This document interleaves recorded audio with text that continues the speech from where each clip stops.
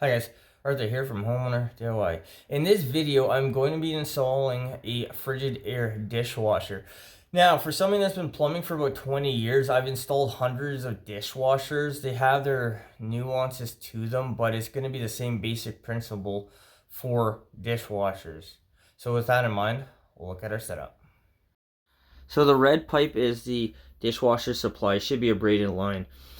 The drain line is the clear corrugated that goes into a dishwasher wide that I'm going to reuse. I'm going to use the dishwasher drain line off the new machine. And then looking into the cabinet, we have a wire coming from a wall and it looks like some loose tiles that the dishwasher is going to be sitting on, but I'll deal with that when I get to it. Alright guys, this is the materials list. So I have a dishwasher supply line, 2 dishwasher 90s. I don't know which one I need. You can either need this one or you can need this one over here. I suggest just have them both on hand in case. Because it's a PEX water line that I'm going to change to a braided supply line. I have 1 1/2-inch PEX ring. I have a PEX by compression or threaded, if you will, adapter. Okay, plastic grommets, I only need 1. This will be for the electrical portion for the dishwasher. Teflon tape. A gear clamp. The gear clamp is for the dishwasher Y. You can also get a spring clamp. That will work for a carburetor, but for a dishwasher Y, if you don't use a gear clamp like this, the spring clamp is not going to tighten enough that it will be watertight. And in case I need it, a zap strap for the drain line for the high loop. So guys, this is what I believe I need for material on this job. What we'll do now is a tools list. Alright, this is a tools list. So I have my finishing kit. I'm not quite sure what I need. Channel locks, whatever, I just take everything. I have 1/2-inch close quarter crimpers, a volt stick, also known as an electrical tester, wire strippers, flashlight, my cordless kit. I think I only need the cordless drill and bits, work light, extension cord, socket sets, either small sockets or Torx bits. We'll see what this model has. And then I have my pouch for hand tools, so measuring tape, level, ratchet, whatever else I might need. Guys, this is what I believe I need for tools on this job. So let's install this dishwasher. So the first thing to do is make sure power is off. So touching the black wire, the one setting says power is off. Why it flashes, I don't know, but the power is off. This is the front cover that needs to be removed. So for this model, these are 2 Phillips screws.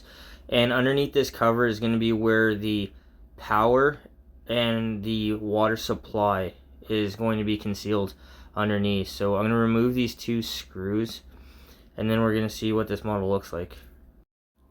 Once the 2 screws are removed, there are 2 covers. There's a top cover and a bottom cover. The bottom cover is meant to just take up the elevation that you choose for the dishwasher. So there's going to be 2 slots, and right now you can't see it. You only see the top cover, which is not adjustable. So after looking at the water connection, this is the 90 that I need for this specific model. Like I said, it can be either or of the 2 90s. But for this, just tighten up the braided line as tight as it will go onto the 90. There is a rubber gasket inside, and that's going to be your water seal. So this box here is for the electrical, so that it has a front cover plate that you remove. So where the wires are going through the back hole, that is where the grommet is going to go. So with the grommet, there is a door, a flap, whatever you want to call it, that you can see on the inside here. So the wire will go in one way, and if you try to pull it out, the idea it's going to get caught to hold the wire in place. So off the top, the wires don't need anything, but through this back hole, the grommet needs to be put in, and it is directional, so make sure you don't put it in backwards. So the blue part, that is the water connection. So based on the size, that is how you know which dishwasher 90 you need. So this is the same as a garden hose. The other 90 is much smaller. But with that in mind, put on the 90 and have it going towards the back. You'll see later on where there's a big space for the braided line to go back towards the cabinet where the water connection is underneath the kitchen sink. For the other end of the 90, use some channel locks, hold it in place, and then tighten it down once again as tight as it will go. And that is the ending of your water connection underneath the dishwasher. This is one of the 4 feet for the dishwasher. So if you unscrew it to the left, it's going to raise the dishwasher. If you go to the right, it will lower the dishwasher. Now, it's a good idea to get these things moving because sometimes they can be really tight. For the electrical cover on this model, it's a T20 Torx or a 1/4 inch nut driver. But remove the front cover so you can do the electrical connections once the dishwasher has been put in. Here I'm measuring how much space I have from the floor to the bottom of the counter. The idea is I want the dishwasher to be close as possible, so I have minimal adjustments to do once the dishwasher is in its space. Now I'm going to cut off the PEX and then put on the PEX by compression coupling so I can transition from PEX to the braided supply line. So cut the line off, slide the ring on, put on the transitional coupling, and then crimp it on. Here I'm doing a rock test to see what I need to adjust for the dishwasher. So it needs to be level and plumb. So I'm taking a level to see where I am. Now keep one thing in mind, just because you level it on the floor in front of the space that it's going to go doesn't mean that when you slide it into the space it's going to be once again level and plumb. So this is the time to just be rough to where you need to be. Here you can see the space from the bottom of the foot to the floor, and this is what we want to eliminate. And this is the idea of doing the rock test. Here I'm close to where I want to be, so the dishwasher can now be slid into its space and continued with the install. Before sliding the dishwasher in, make sure that the drain line is in the hole in the cabinet as well as the water line. By doing this now, you're going to make sure it doesn't get caught on anything, and you also don't kink one of the lines. In the top right near the green screw is the power for the dishwasher. So before you put the wire into the grommet will hold the wire in place. Do this before you slide the dishwasher back into its space. Now the dishwasher can be slid into its space. So be careful about sliding the dishwasher back. The steel feet with tile is not a big deal, but with laminate flooring you can very easily scratch the flooring. The dishwasher is not heavy, so lift it gently and then just nudge it back into its space until you get to the very back. But do not drag it because you can scratch the floor, and yes, I have seen this happen. Now it's time to check the plumb and level and adjust the feet as needed so the dishwasher isn't going to be rocking in its space. Here the left rear foot and the right rear foot are not touching the floor, so they need to be backed out until the dishwasher is making contact with all 4 feet. When it comes to plumbing and leveling the dishwasher, you want to look at the gap beside the door and the cabinet door. You want them to line up. It's better if the dishwasher is off and that lines up than if you plumb the dishwasher and it's not lining up with the cabinet. It'll just look better if the two are parallel, even if it's off a little bit. This is one of the 2 brackets that you're going to put a screw in to hold the dishwasher in place. Now, because this one is too long, I'm cutting the end off. I'm going to do the same thing with the other side. So the only thing that holds the dishwasher in place are the 2 screws that are going to be put into the slot.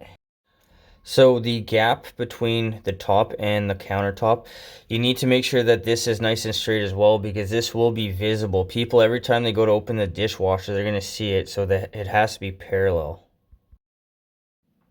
Here the slot doesn't line up with the wood underneath the countertop, so the dishwasher has to be pushed back a little bit.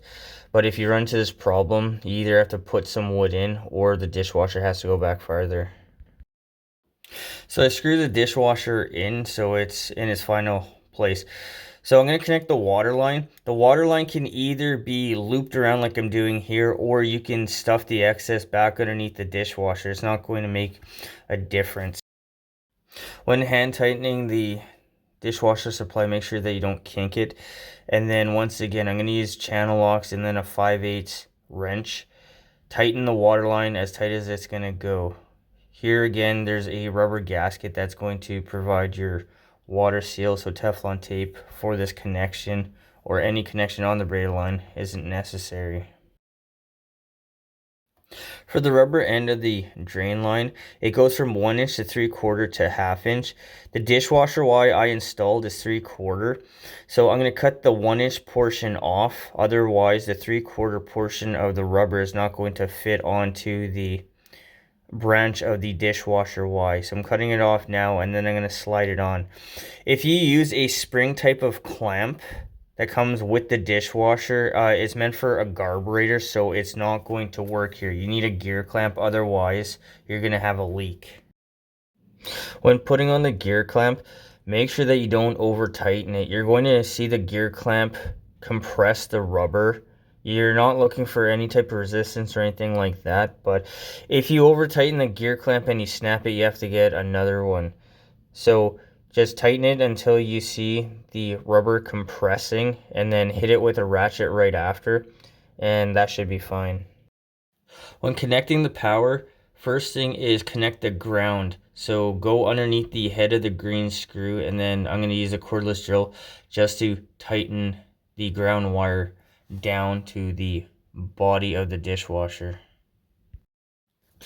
Next to connect will be the neutral, the white wire, and then it'll be the hot. So when you're connecting a dishwasher, it'll go ground, neutral, hot. When you're disconnecting, it'll go hot, neutral, ground.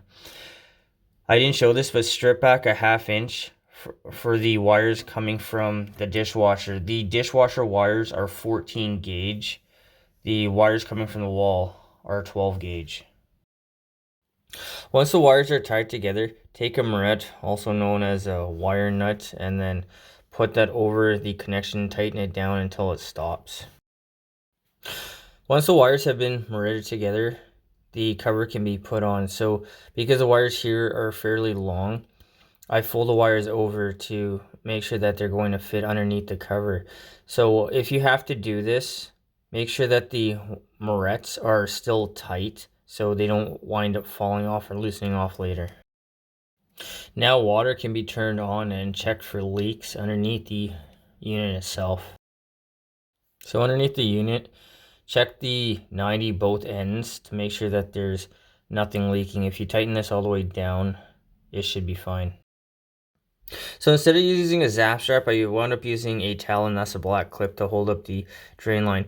If you don't clip up the drain line, then over time it's going to start to sag under the weight of the water, and then you're going to have a puddling issue that may turn into a drainage problem for the unit.